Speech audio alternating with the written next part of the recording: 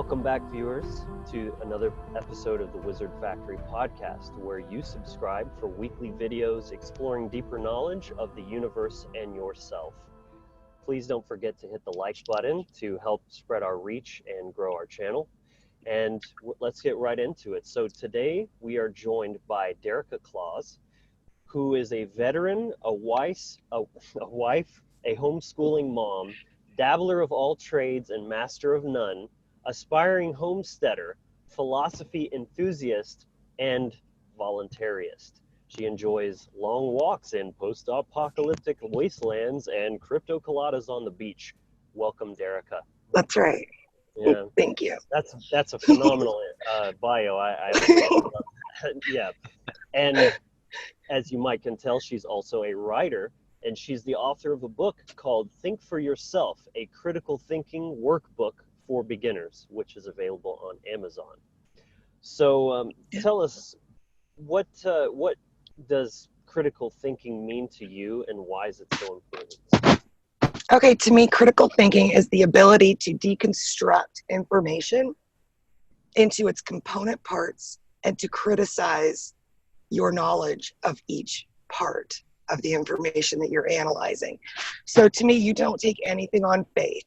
You look at exactly the information that you have, and you look at each piece of it in a very, very critical fashion. You don't believe it, you research it, you think about it, you fit it into the puzzle that you're creating in your head, and then you put it all back together again the best way that you can after having done that, and separating the wheat from the chaff, so to speak, and then you bring it back together and you have a clearer idea of what you think of that topic and what makes the most sense to you.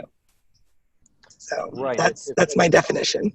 It's like a sum of its parts thing. What that kind of invoked for me, like imagery wise, is a mechanic who is able to completely pull apart a car and then put it back together and then when you do that, like, you have a deeper understanding of what that thing is, because most people, they know a car because they drive it. They don't really know how it works. They just know that it works, and they know enough to operate it. So you're really getting down into the fundamental level of what makes this idea or belief or philosophy tick. Right, and that's a really good analogy, because if you don't know how your car works, it is really easy for you to be taken advantage of by somebody who does. So I really like that analogy. Nice. Brian, do you have anything you'd like to add?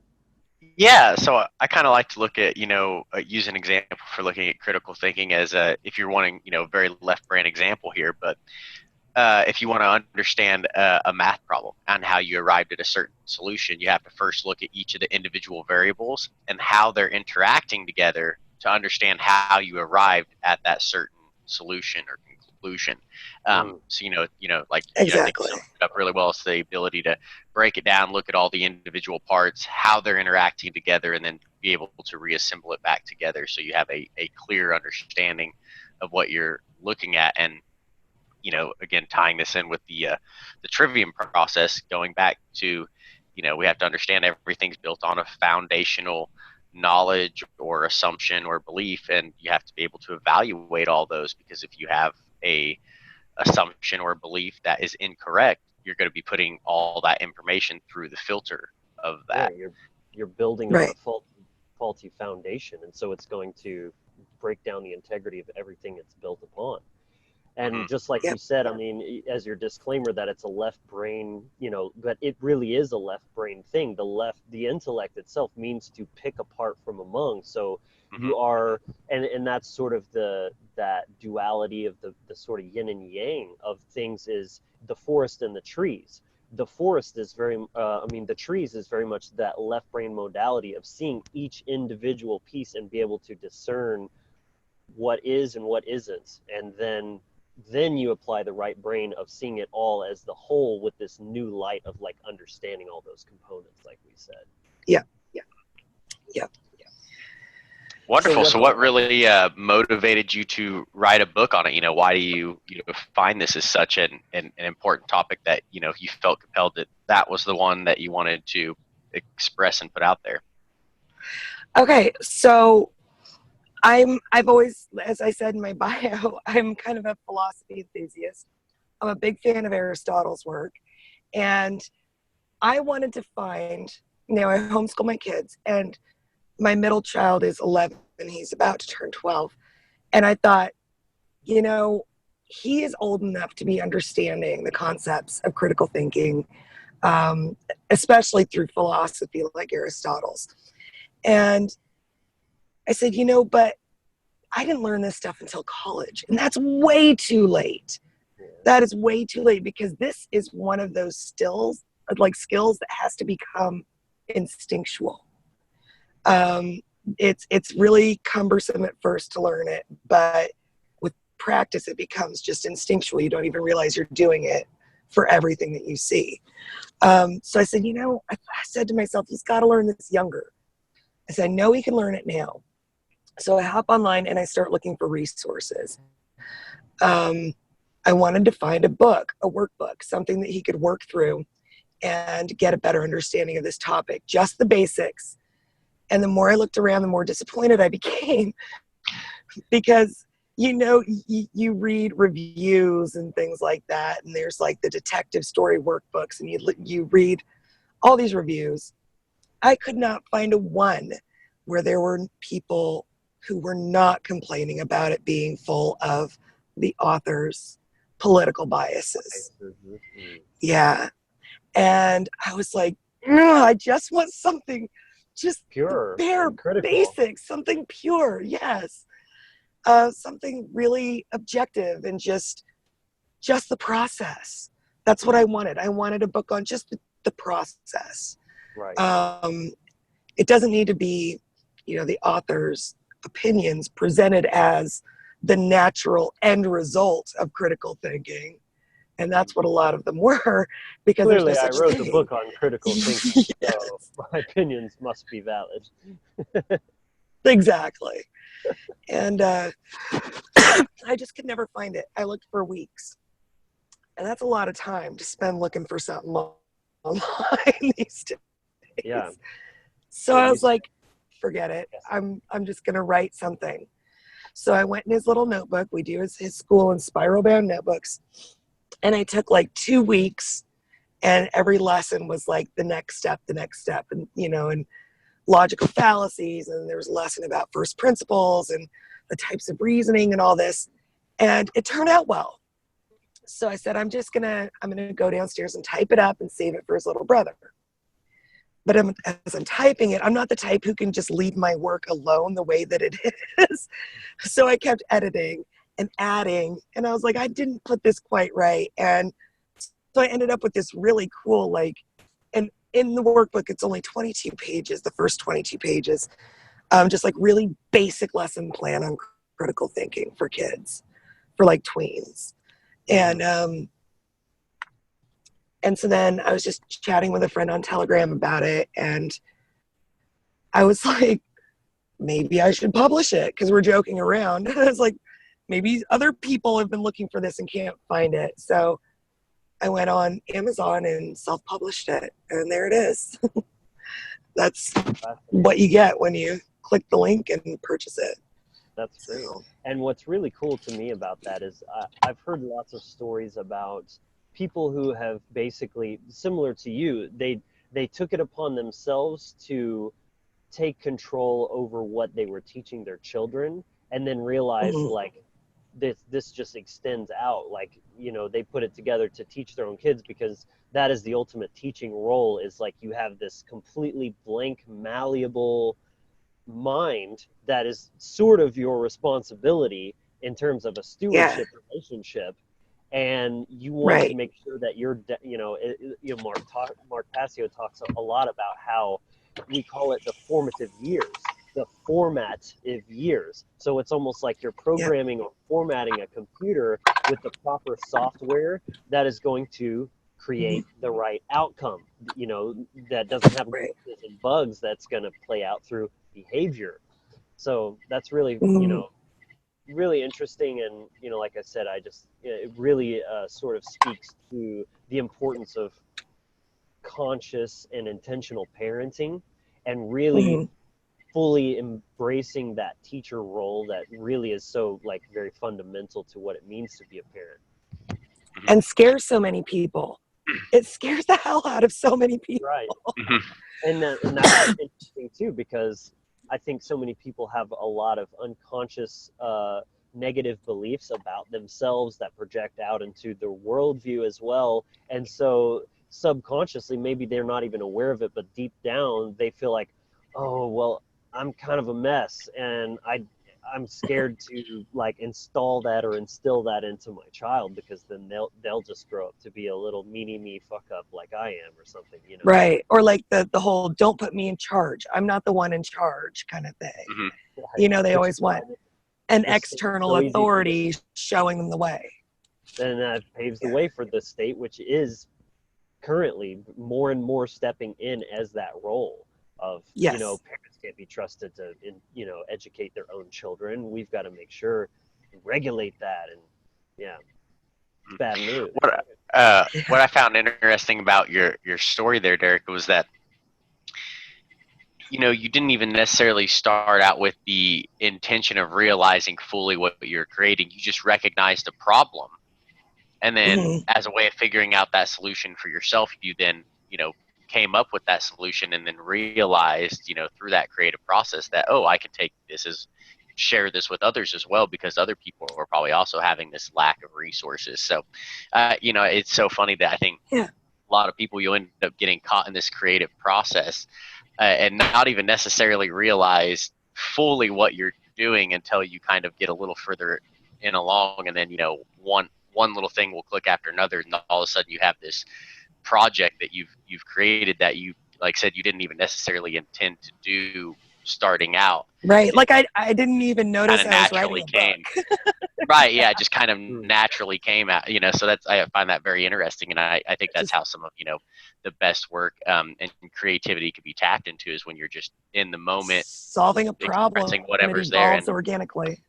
Exactly. It's Nauthies.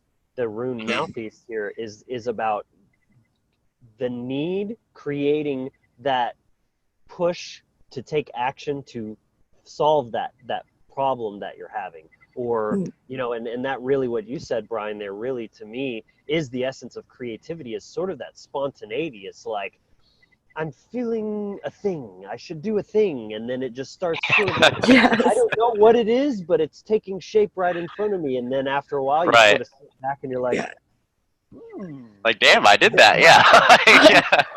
I'm so that person too. Again, I'm not a very good, like, nose to the grindstone day in and day out kind of person. I'm like spontaneous, like, bursts of focus on particular projects until they're done, and then I'm done with it. You know, I'm one of those people. So it's important, you know, obviously your mind hasn't been fully put into that box that the school system tries to put you into, like you said yourself, literally obedient workers that don't ask questions, they just do what they're told. And it's absolute the death of creativity and imagination, which, you know, it's like, I just watched The Never Ending Story, and that's literally what that movie's about, is the nothing, which is the absence of that imagination that's completely obliterating what's the name of the Fantasia, you know, Fantasia. Yeah. Right. Imagery, powerful imagery. We just watched those a couple of weeks ago. Yeah. I love those movies. I've loved them since I was a kid, and now my kids love them. So.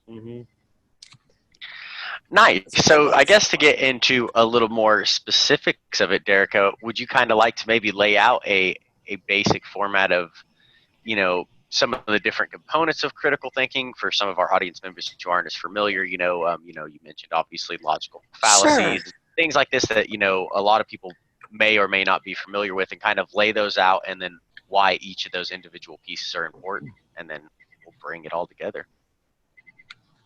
Sure. And that's really what my book is. So again, just the first, like, I'll hold it up like this. This first little bit, that's the instruction. The rest of this is just practice space. It's like formatted, it's like a guided journal, kind of, where students can work through their own problems. So it's very brief. my book is. And in here, the format that I used for the practice was based on deductive reasoning. So the student is supposed to start by stating the problem. You have to understand what your problem is, or what the piece of information is that you need to analyze. Or so often in life, even the very first step, like in AA, the first step is admitting you have a problem, right? You have to recognize what's in front of you. That's the most important first step. Yeah.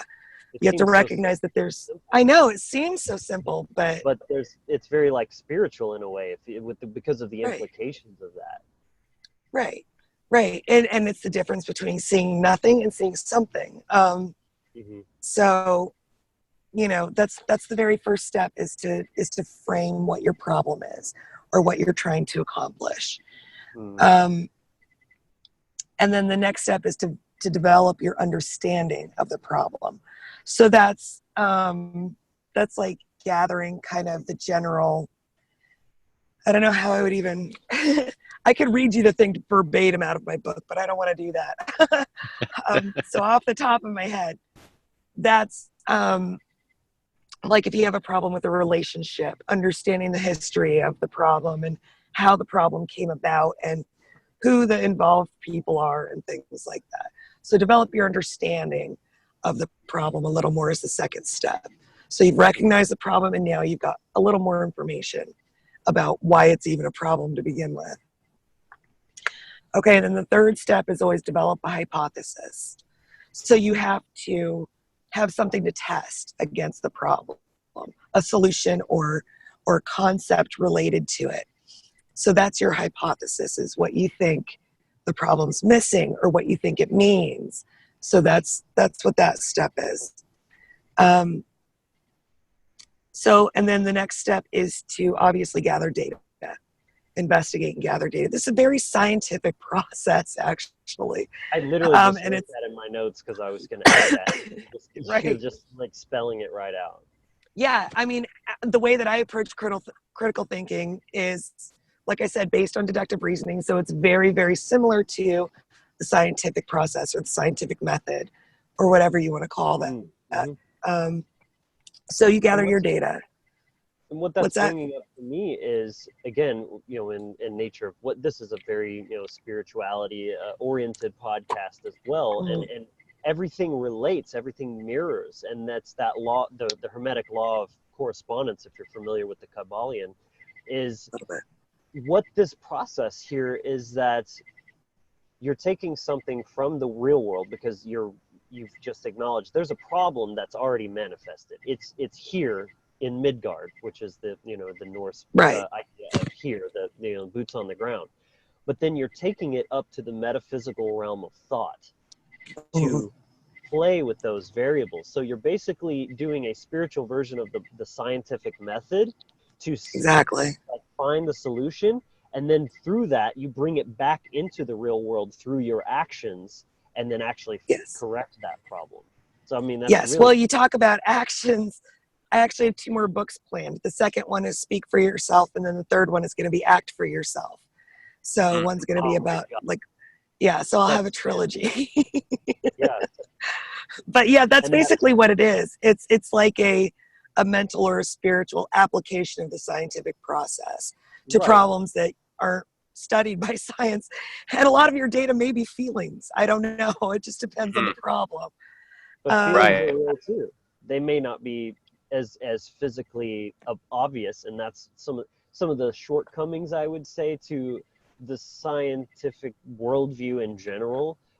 Science has it's such a powerful tool. It has so much to offer, but so many people almost use it as a new religion of just like everything is just what is, if it's quantifiable, then it's real, and then if it's not, then you just completely reject it.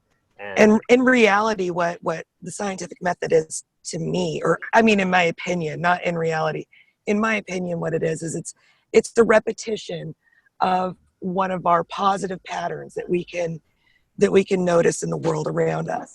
So critical thinking is a repetition of this pattern. The scientific process is a repetition of this And these are the patterns that we use as a defense, really, against emotional decision making, or against, letting emotions drive us instead of us driving them and driving our thought process and making them harmonize and work together inside of us.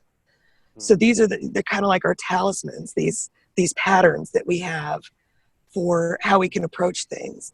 And that's a way that you can keep yourself more grounded, and that you can prevent yourself from kind of being used by your environment instead of using your environment for yourself. So that's the way I look at it. Yeah. Right. Oh, go ahead. No, I was just going to say, I think it's a really powerful thing for children to learn. Extremely powerful. So, okay, go ahead. Sorry. Brian, I think you were going to say something. Yeah, I think, like you said, definitely a very powerful tool for children to utilize, but, especially in, when we want to be, come into the realm of considering like morality, for example, being able to look at a situation, a great critical thinking exercise that I think is useful to do is, if there's a situation that you're involved in, remove the names from that situation. So you can just break it down to, person A or person 1, person B, or, whatever. Look at that and then see, does this ring true no matter who that person actually is? So you're actually just objectively looking at those actions, no matter what the name of the person is, and then, being stepped back. So that's, one exercise I personally like to utilize a lot whenever I'm in a situation. Yeah. Stepping back and looking at it from the outside. That's really absolutely helpful. Throwing in a variable like, but what if person A is a cop? And then all of a sudden, and then your average program status will sit there and start making excuses when a situation was so clear what obviously was a wrongdoing, and then all of a sudden, that sort of changes things. But actually, but that leads down a whole other path. Literally, morality is universal and applies to every being equally, especially human beings. There's sort of that hierarchy of consciousness as well. So. Right.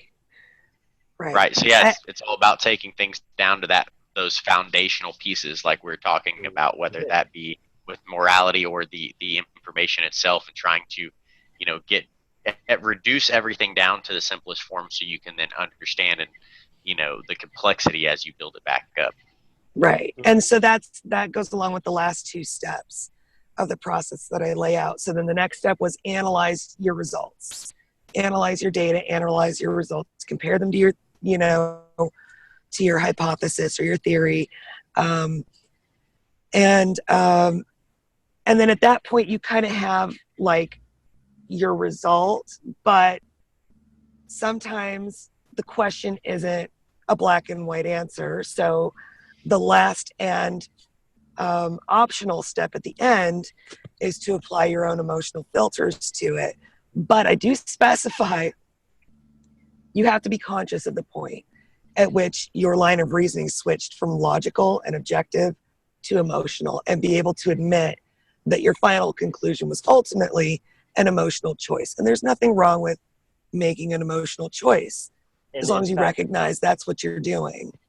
Absolutely. I love that it's such a balanced and refreshing take on this very, it can be overly very like, cold and calculated process, but you're still factoring in the human aspect of this.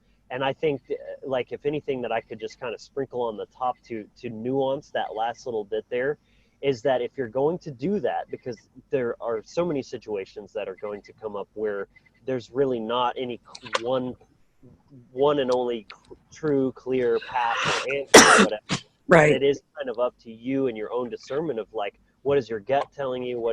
And then you're kind of factoring your emotions there. But the least you can do at that point is at least try to dive into those emotions themselves and determine what those are rooted in. Is it coming from a place of genuinely wanting to do the right thing, help someone out or whatnot on one hand, or is it coming from some sort of fear or anxiety or something more negative? Yes, exactly. Yeah, yes. Right. And that is a really good point. I kind of hope I kind of hope that people who use my workbook will eventually start using this process and find it so useful that they apply it to everything. So even when they get to their emotions, they're still applying the process to that. So Right. to me, that's, I didn't really spell it out. I guess I kind of, it's more implied, but yeah, it's good to point that out. Because to me, that is the perfect balance of logic and emotions. Is it's not, when you say control your emotions, it doesn't mean you suppress them. You let them be there, you feel them, you allow them, they are valid no matter what they're coming from, but that you're always willing to apply your own intellect, scrutiny, and critical thinking to those emotions and sort of pick them apart. And I think that's where people kind of have hangups, is that their own subconscious knows that the emotions that they're sort of having that knee-jerk reaction to are in fact rooted in bullshit, and they don't want to shine that light on it because they already know. Right. That's true. And there was something I was going to say, and then I forgot what it was. But I do agree with what you were just talking about. So it all makes a lot of sense to me. I think that when people say control your emotions, I don't think that phrase is actually very clear. I think what people often mean is control your emotional behavior. Control your reaction to your emotions. Control your behavior. Right. Yeah. And I think that's what most people mean when they say that, which is totally doable. And it's not unreasonable to expect that from someone. Like, as a mom, it's not unreasonable for me to expect my children to eventually learn, as they become adults, to control their behavior and not let their emotions control their behavior. So yeah, to me, that's, if I say that, just I'm thinking, oh, control your emotions. That's what I mean when I say it. It's such almost a catchphrase that's just what comes out of your mouth. Right. Well, and I think another useful thing to look at when we're wanting to consider critical thinking, especially if we're trying to analyze a situation in context of work, some kind of relationship situation you're involved with, another person, no matter in what context they may be, is to understand the different levels of the mind. That there's not just this conscious mind of logic and emotion, but there's also the subconscious and the unconscious mind as well. And a lot of times you can run this whole process of critical thinking too, of, why would this person do this? This just doesn't make sense. And that's because they weren't acting from a place of critical thinking and logic. They would have been acting from a place of, subconscious or unconscious trauma, emotional damage and things like that, which is then, as you were just talking about, controlling their behavior and overriding that critical thinking process. So I think it's really important to recognize that whenever we're interacting with someone, we're not just interacting on the conscious to conscious level. There's our conscious mind is interacting with all three levels of their mind and vice versa as well. So there's a lot of different relationships going on, even in just the interaction between two people, and then obviously that then expands out, and the larger the situation, the more variables there are to take into account, to analyze. Yeah, that makes sense. Because definitely there's like, for example, in the anarchist circles and people, there's a lot of ways you could sort of arrive at the principles of freedom through empathy, but also through intellect. But I would say the bigger majority definitely gets there from the logical perspective of just weeding out those inconsistencies of, well, if I did this, I would be arrested, but then somehow they do it, and going from there.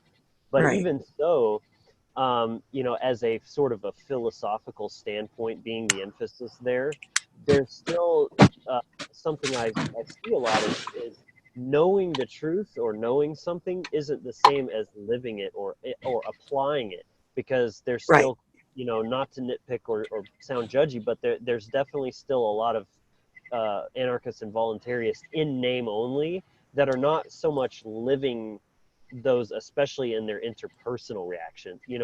It's one thing how they're dealing with the what the cops should or shouldn't do, or this law or that law, but then they're not actually respecting the sovereignty of their fellow man and woman in their relationships. That's true. Yeah. And it is really hard. It is really hard to apply super consistent ethical principles to yourself at all times, to hold yourself to that standard at all times. That's extremely difficult to do. Sure. And I fail at it sometimes. I try really hard, but sometimes I still fail because I'm PMSing or I'm just in a shitty mood and I just can't take people and, Because you're a human being. Yeah, right. Knowing and we are those- all human beings. And that's those why I like, standards, that last step where you can apply your emotional filters to things, because you're not a perfect being. None of us are. You're a human being. So right. I kind of look at it like it's like the bullseye. Like knowing morality or knowing the right thing to do is the bullseye, and you're going to aim for it. No one's ever going to hit 100% in the bullseye. You're going to miss sometimes. You're going to slip up, but that it's what's important is that you keep your eye on it and you're actually striving for that. You're viewing that as the highest, what you're aiming. It's sort of just one of those paradoxes of life where you know that perfection is impossible, but you're always striving for it, basically. Right. And or you can say you just want to do better than you did yesterday, and that's your goal. You just move forward a little bit every day, doing your best to do a little better than you did yesterday. And it's a refinement process. Right. And that's actually extremely important for my son, who I wrote this for. He inherited some tendencies towards social anxiety from his dad.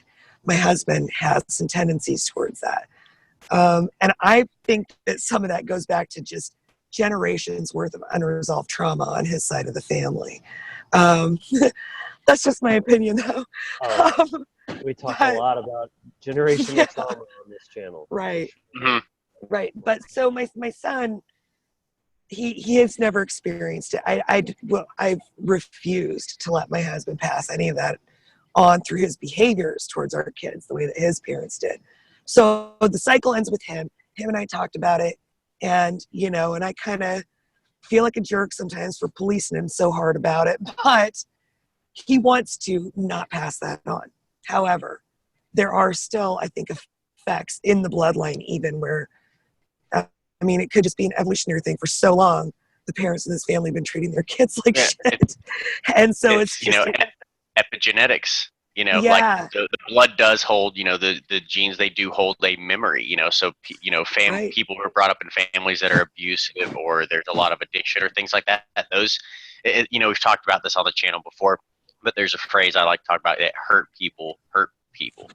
And it's this cycle that it just continues and perpetuates until we can choose to recognize it, break it down, see what's happening, and then, with critical thinking, and then choose to move forward, because awareness brings choice. So exactly, once we get that awareness of it, where, looking at it through critical thinking, being able to look at all the variables, we can then choose to change how those are interacting and then change the solution or the outcome of our problem. Right. So you can see why I was desperate enough for my son to know this stuff, that I ended up writing a book on it because I couldn't find one. Right.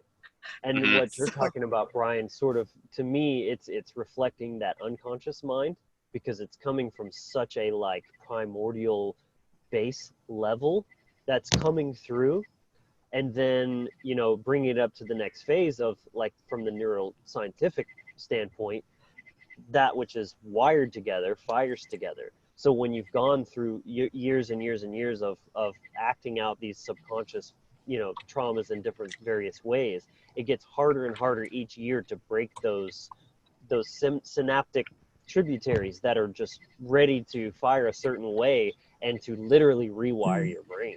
It's but recognizing that is so important, because somebody can know that their behaviors and brain have been programmed a certain way and still not realize that they are the programmer, and that they have the power. There's power in this. They have the power to reprogram themselves. And there's your sovereignty. Getting out of the victim mentality of, oh, but my childhood this, or oh, but my parents, or my, whatever. Yes, don't don't deny those things, don't ignore them out of existence, but at the same time realize that whatever, it's like playing poker, right? You can't really control the cards they hand you, but you can turn a shitty hand into a winning, move by your own intention and focus. Right. And this is another one of those patterns, because science repeats this. There's been scientific studies about how the act of smiling, even if you don't feel like smiling, the act of smiling increases people's dopamine, serotonin receptors and makes people literally happier. So you can rewire part of yourself. You can rewire your mood in one given moment just by taking the good mood action. Yes. Motion creates emotion is something I learned from one of my mentors, is like, say if you're trying to go out and have a good time and you're just like, you're sitting there and watching everybody's having a good time and you're just really in your head and stifled and all this kind of stuff. So many people like would just try to think their way out of that. And it's like, it's the same as, again, with the government trying to solve the problem with the problem. Like, you're not going to get out of your head by using your head. You get out there and you start dancing and moving to the music, and then soon enough the mind will follow, and then you're just like, oh, like what was I doing? Having a blast. Yeah. And I've been able to do this since I was a kid. So I remember my parents have this second floor balcony at their house, and we used to push the trampoline underneath it. Oh my right. God. And this is a tall balcony. Those were the days, right? Yes. Yes. So the first time I'm standing on this balcony, and it's like trampoline pool. So the idea was you jump off the balcony, bounce off the trampoline, and you go into the in-ground pool.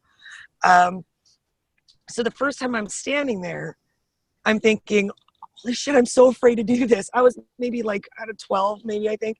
And I was like, I'm so afraid to do this. And then I was like, you know what? I'm just going to pretend that I'm not afraid, and I'm going to do it. So I just forced myself to do it. I just jumped.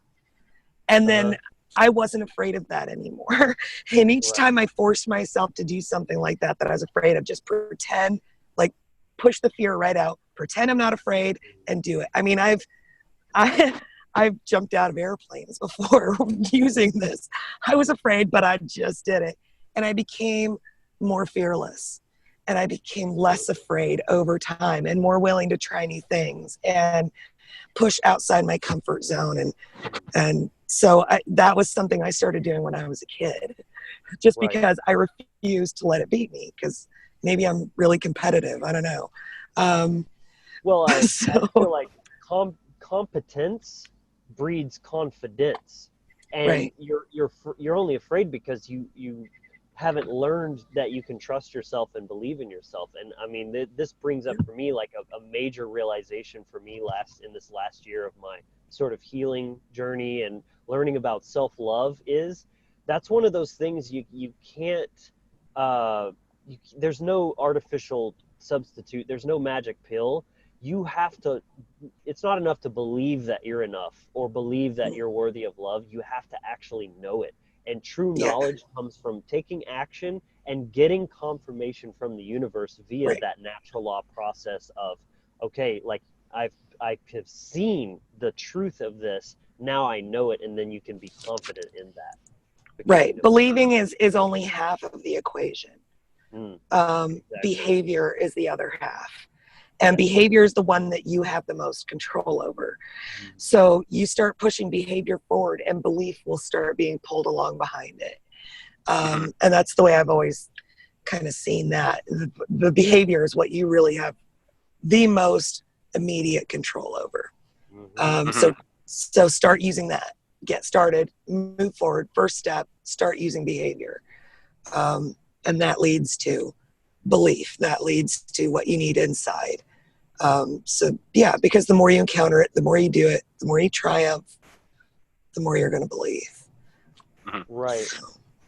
Well, and that's really what life is all about, is being able to take that leap, so to speak, no matter what it is, whether we're moving into a new career or, we're leaving a relationship, or whatever it may be, there's always this like kind of leap of faith that's going on, even and it's constantly happening. Even Logan and I ourselves are going through quite a lot of different changes and coming across some new curriculum and other opportunities that we're going to be looking at and expanding to as the Wizard Factory and things. And some of that is a little bit, it's radically changing our worldview and what we think is possible, and it requires that kind of leap of faith and things. But that's something that we're both in our own ways, taking action on, and getting that confirmation back that, hey, when you do this, when you're going after your soul desire, the universe is there to back you up. You just have to really come to know and understand that, and stop doubting yourself and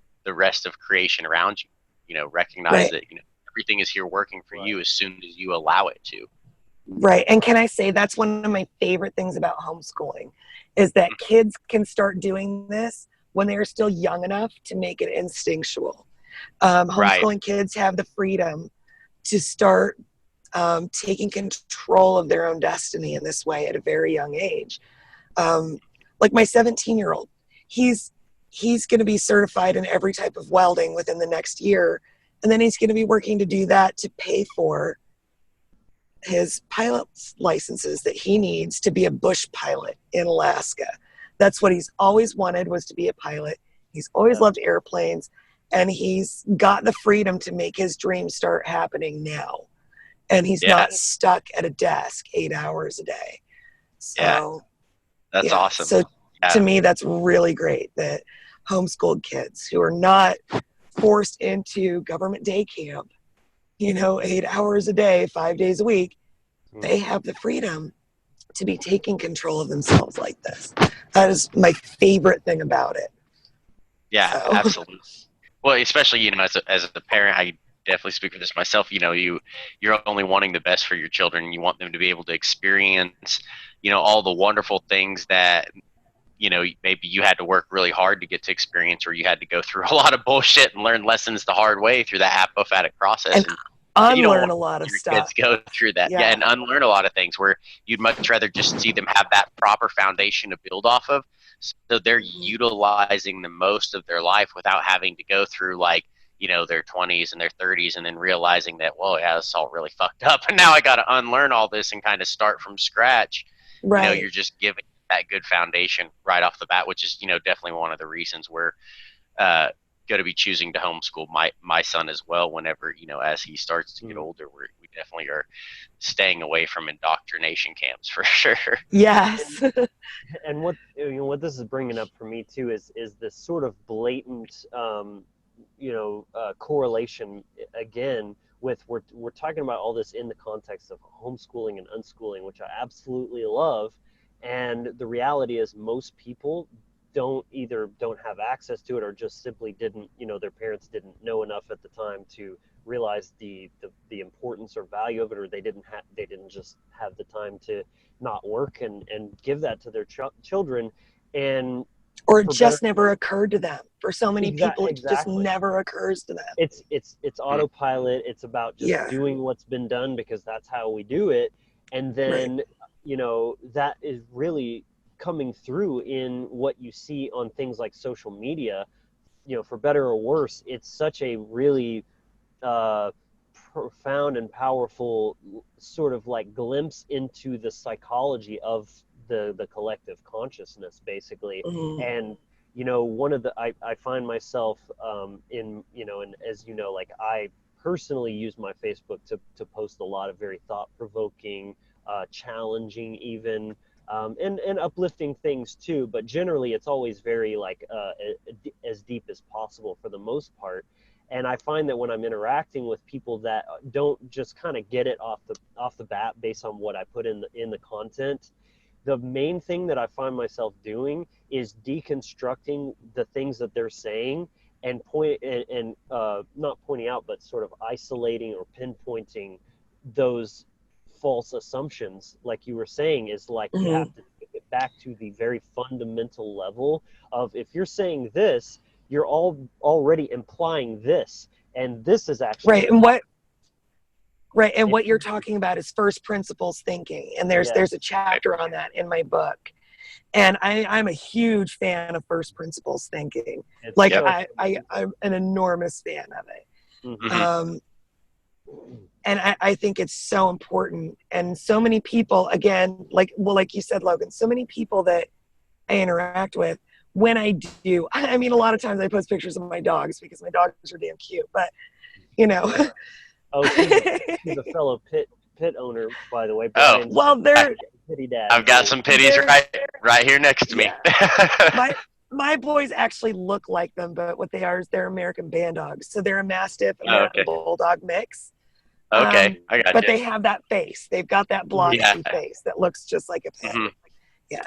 Yeah. So, but when I post things, you know, that I want people to think about, and people ask questions, I have to do the same thing. Help them, show them how to deconstruct their assumptions down to the elemental building blocks that it's built from, and to think about which of those building blocks is bullshit and which of them's not.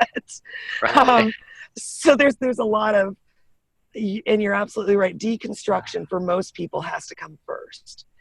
And to me, that's why I wanted to do this while my kids were young. I wanted them to be learning this before they ended up with layers and layers of bullshit that had to be deconstructed.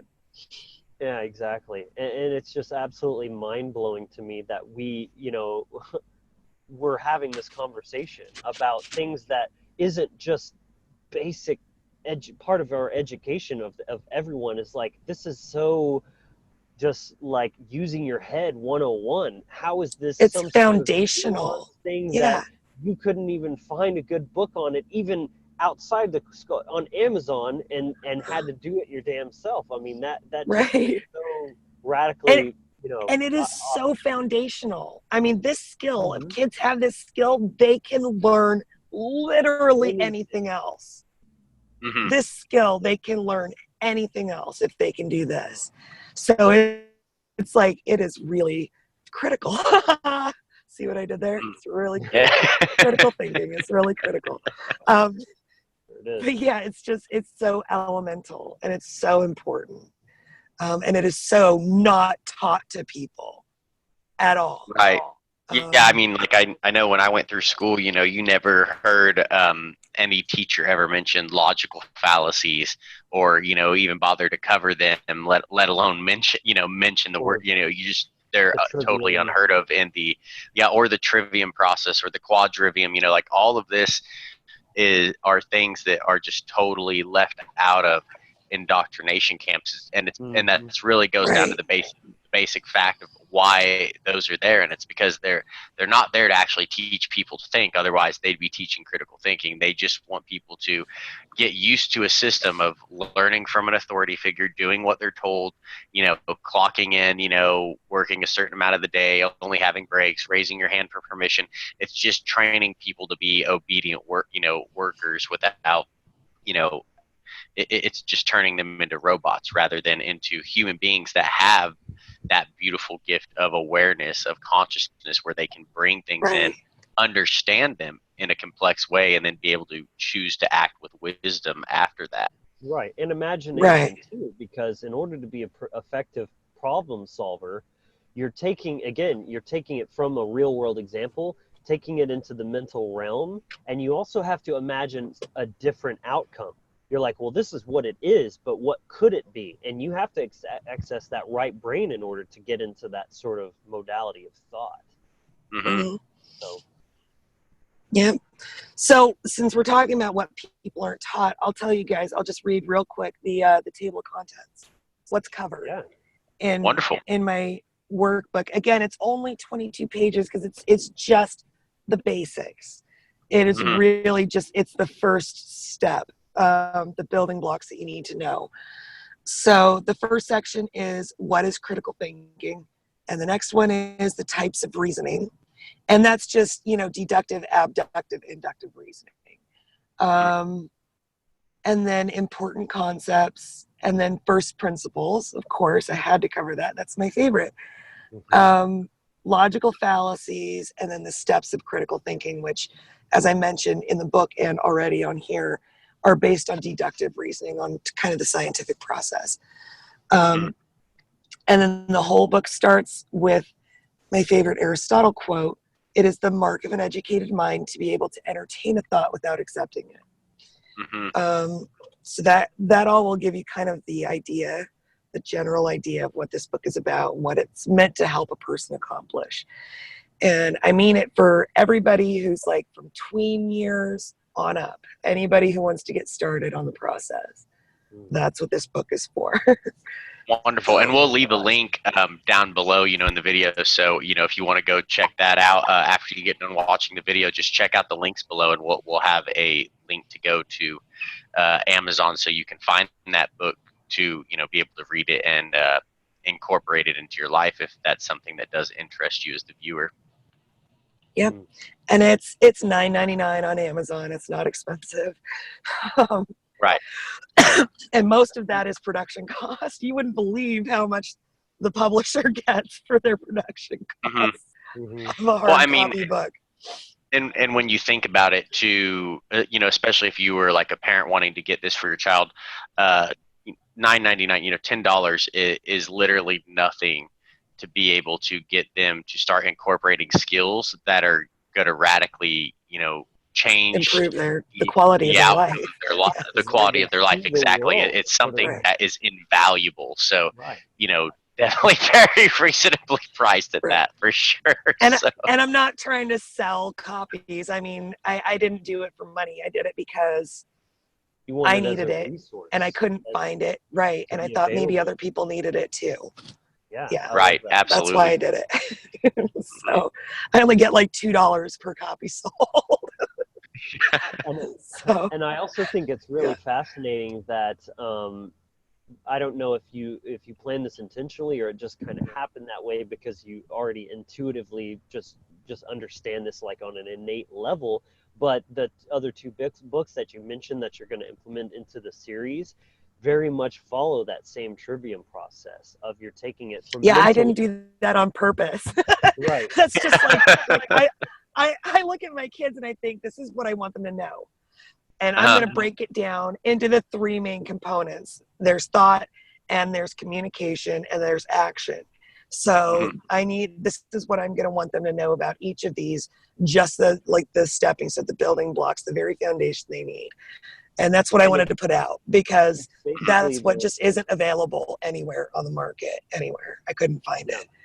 Right. Yeah, it's basically following the 3 steps of actual creative force, like what we call magic. Our last episode that we did was all about what actually is magic and how it goes from the principle of mentalism. Everything has to start in the mind. So there's your thought. That's your first book. And then from there, there's sort of like that, abracadabra, like that's magic. It's a phrase, or you get it out of a spell book, right? It's written. It's an abracadabra in Hebrew actually means I create what I speak. So when you're speaking or writing something down, it's that next phase from going from just the realm of thought into actually taking form in the 3D realm that we live in. And then your actions is what's actually going to fully manifest that vision. So that's just really fascinating. Exactly. It's obviously a testament to just your intuitive understanding of the way things work, because you didn't get that out of a book. You just kind of knew it, basically. Yeah, I've kind of been a studier of people most of my life. I watch people and I watch their behaviors, and and I like to file things away in this little organized system in my head. And so, this is kind of relate to that. The results of this. Absolutely. And I mean, that's really a very vital part of the whole know thyself process is knowing thyself. Like, well, if we're truly all one consciousness experiencing itself through multiple different individuations of itself, then observing others is just as fundamental as observing yourself, because you're learning yourself through others in that process, and therefore you're also learning about the natural laws of creation itself, because they all reflect each other. So people absolutely I used to talk about that because I used to sell shoes in the mall, and we'd have slow times, and me and my manager would just sit there and just kind of like scope out the passersby and just the spectacles of human expression. I love people watching. My mom and I used to do that all the time when I was a kid. We just, and with my grandma too, we would just people watch. Yeah, and we loved it. The good, the bad, and the ugly, right? Like it's the right. Yeah. Yeah. Wonderful. Nice. So, Dyreka, where can people find you? You know, if they want to, you know, besides obviously on Amazon to find your book, you know, where else can they find you to look at, you know, maybe any other work that you have, or to, you know, keep updated with your work as you release these other books in the future? Sure. You know, most of it I just do on my personal Facebook page right now, and it's just my name. I mean, exactly as it's on this. You know, that's my real name. I know it's unbelievable, but that's actually my real name. But I keep meaning to do an author page on Goodreads, like you know, something like that. I felt it was again, feelings, right? It felt slightly presumptuous until I had at least 2 books. So I do still need to get that done though.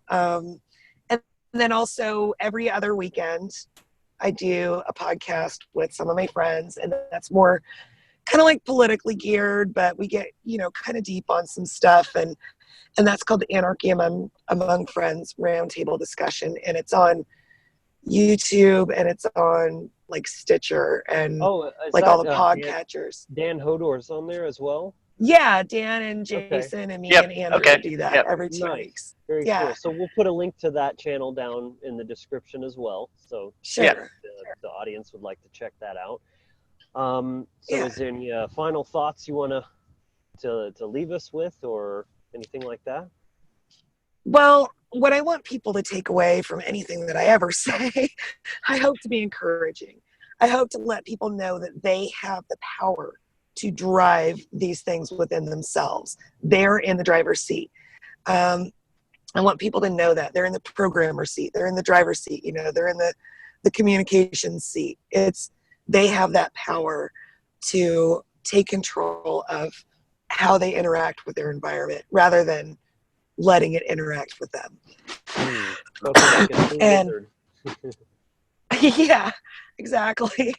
And to me, that's kind of the path to being at peace with yourself and at peace with your life. And with peace comes contentment and happiness and things like that. So even if there's bad things going on, if you still feel like you have choices, you still feel like you have options because you know that you are in the driver's seat in your own life, these things don't have the power to tear you down the way that they do if you just let them happen to you.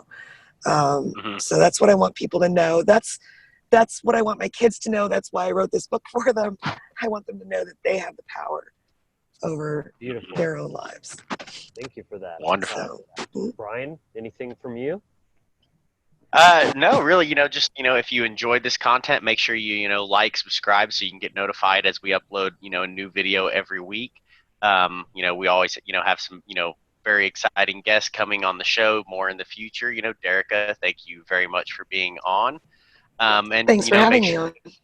Make sure to go check out the wizardfactory.com website, that we just recently launched that, Logan did a very, wonderful job of, making it. It turned out really excellent. So make sure to go check that out and see what all we have going on there, because we'll be posting updates, different services we have available, and, other information like that. Right. And of course, you can always find us on our social media platforms, Facebook, Instagram, and Twitter.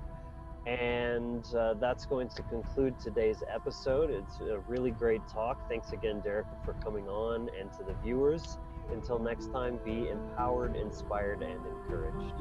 Yes.